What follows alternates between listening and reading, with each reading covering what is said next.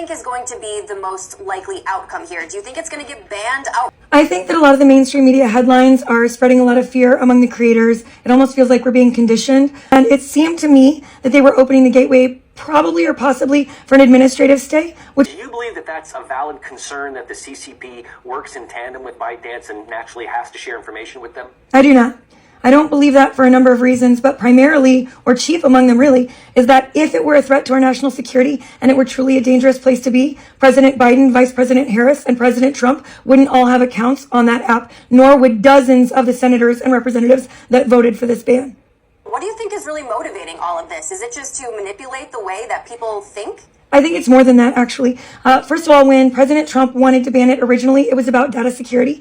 And TikTok has invested billions of dollars into Project Texas to move all American data storage into Oracle, which is the same company that houses our international allied warfare information. They are more than equipped to handle it, and they gave the government access to all of the information and source code. That's why President Trump says he's satisfied now. What I do believe is that Meta and Alphabet have lost billions of dollars in revenue in their monopolistic enterprises, and they have spent millions of dollars lobbying the government to ensure that this app goes away. And as a result, what we've seen are senators and representatives that helped draft this bill investing hundreds of thousands of dollars in Meta in the days leading up to the introduction of the bill, and $350,000 to $450,000 more dollars in Meta in the week after, when they learned it was going to be attached to the appropriations bill.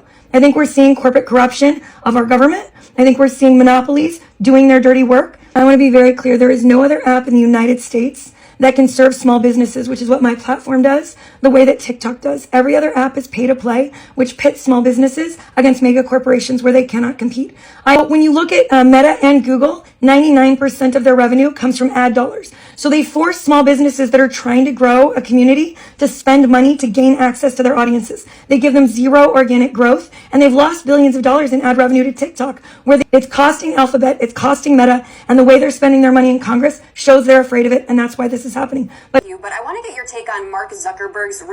The way he's pandering to the incoming administration after the way that he's hurt the American people, free speech, and small businesses for more than a decade, I'm sorry, but we're not buying the rebrand. There's a reason RedNote is the #1 trending app in the United States right now. People would rather give their data plainly to the Chinese Communist Party than go back to Meta because of the way they've been mistreated there. And as much pandering as he's doing, we're not buying it. He can try to look like Dave Portnoy. He can try to come in and make friends. He can be jealous of Elon Musk's relationship with President Trump, but none of that is going to convince the creators. We are not buying it, and we're not going back.